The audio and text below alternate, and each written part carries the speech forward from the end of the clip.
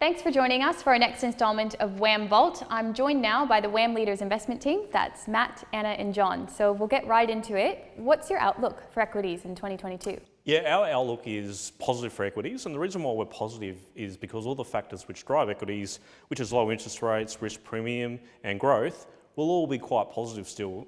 There will be a few headwinds. Interest rates will get tighter, but are not enough to stop equities from going up. So we remain very constructive. The real battle is interest rates. It's not a question of if they'll go up, it's just when and how fast. So we're watching that very carefully, but at the moment we remain very positive on equities. I think it's the best asset class at the moment, so that's how we're positioned. And if we bring that down to the portfolio level, as we've spoken about several times in the past, our themes and major sectors that we're positive to remain the same. We like oil and gas. We like value over growth. We like M&A because we think that's going to continue, so we try to identify stocks that have that tailwind. And other sectors like financials we think are positive and should carry on momentum, particularly insurers. So QBE is our top pick in the insurance sector, and we think it's been our top pick for a while, and we think it's got a way to go.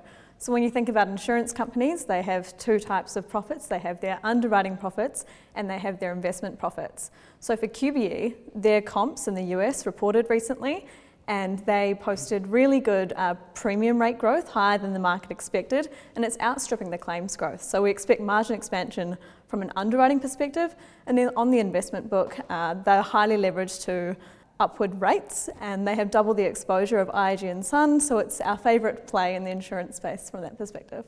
Thanks. And Matt, something that's really topical at the moment is inflation. So what are the main factors that you're looking at here for equity markets? Yeah, it's a really interesting one. It's really in focus at the moment. The difference though for us is we're not really worried about the absolute level of inflation.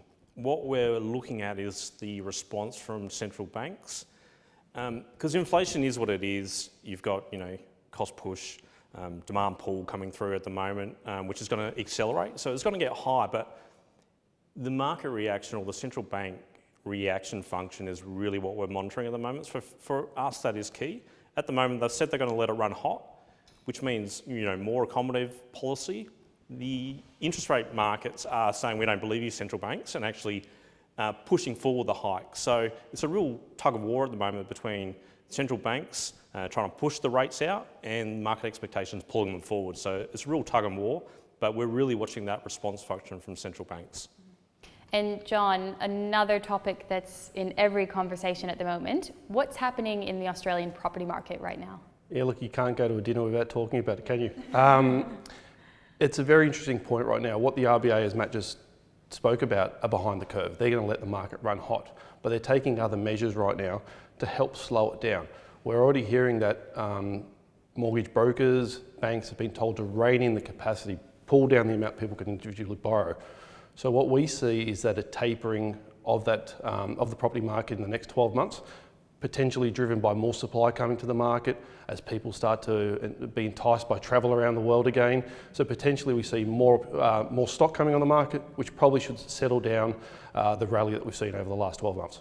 So Anna, how is this impacting the Australian banks? So banks perform really well in a rising rate environment. It allows them to expand their net interest margin, which is a huge positive. We see net migration coming back, business confidence improving, and overall are very constructive on the banks. Within the banks, our top pick is NAB.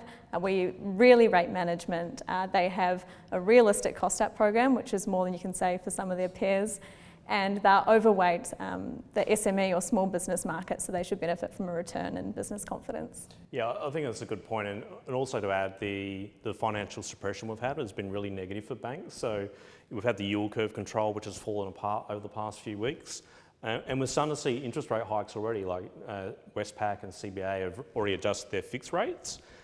As yield curve control rolls off, we're really going to get a pickup in the rate environment, both on an absolute level and also the replicating portfolios will start to get a tailwind for the first time in multiple years. So we're quite constructive on the banks. And Matt, a little bit retrospective here. How did you manage to deliver the outperformance in the investment portfolio over 2021? Yeah, I think the key for us is really around inflection points and getting ahead of the curve of where the market thinks it's going to be. For us, the real key was positioning for a recovery. Basically, a lot of the sectors which are cyclical, financials which have been under suppression through low interest rates, we went early on those, and very early on oil and gas as well, because again, we went through that period where oil was briefly negative on a futures roll contract, and the market was way overblown with concern around that market being, demand destruction, which it was never the case. It was just really economies shutting down and then returning back on, and we positioned for that very early, and fortunately we got a lot of that. So it's really around picking inflection points, staying ahead of the curve, and having a process where we're nimble enough where we can position ahead of those changes, and that's really how we captured those performances. And to add to that, duration of our investments is a very important thing. So although we pick thematics and we're typically ahead of the curve, we need to realise that if we are early, we need to balance the portfolio with some more shorter duration investments. So whilst the market is grappling with all the interest rate thematics at the moment, and there's a stranglehold from lower for longer growth investors, as they start to relinquish that stranglehold on the market, we need to ensure that we pick up the basis points or our performance throughout the cycle. Mm-hmm. So what inflection points are you looking for, as we head to the next 6 or 12 months? Yeah, I think the big one, we had the pickup in yields and steepening in curves, which was the first move, and now we've had the pause as the market digests, will central bank policy kill off the recovery? We think there will be a second phase, so we've had the pause, and we think you will get steepening again, because the central banks are pushing back again interest rate hikes, and that's going to allow the economies to grow further and further and recover further. So we think you'll get another steepening event. And I think the real big one for us next year is potentially China.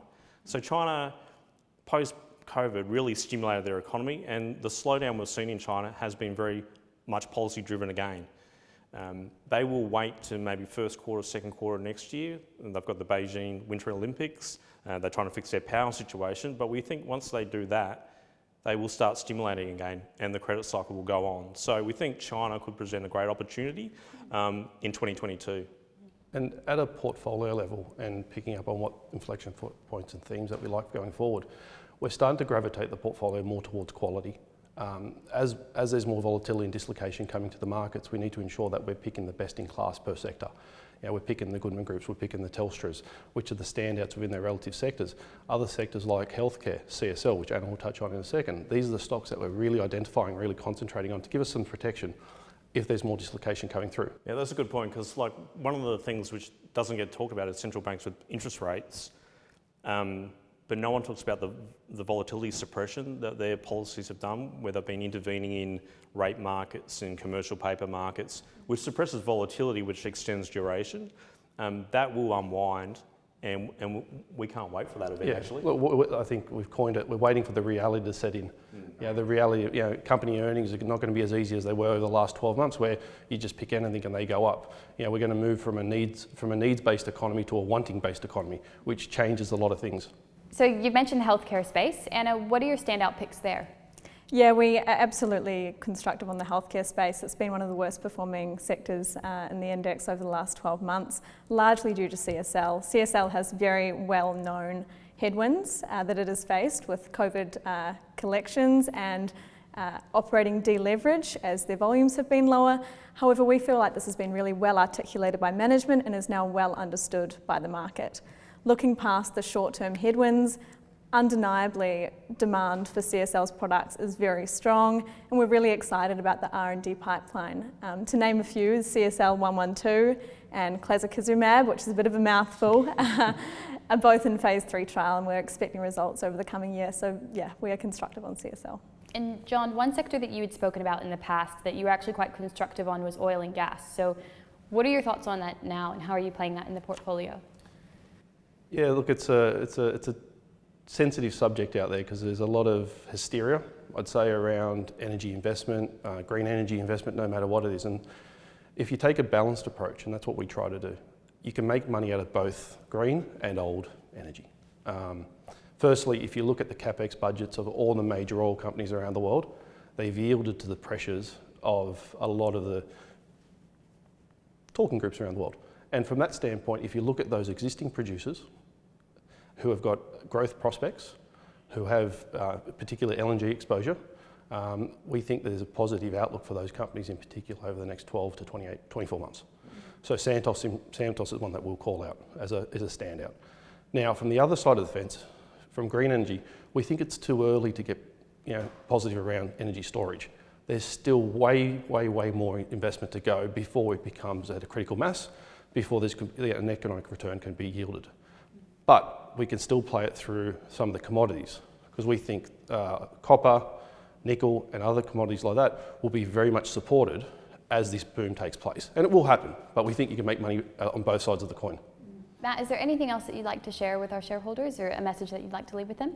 Yeah, I'd just like to thank shareholders for the support. WAM Leaders, we celebrated our 5th birthday not so long ago, and just through the multiple raises that we've done, just really like to thank shareholders for their continued support, and to let them know also that with our model we can try and outperform in all markets. It doesn't really matter if we're in a growth market, a value market. Our process is quite flexible, and we pride ourselves on picking those inflection points. So no matter what market we go in, we will always try and outperform.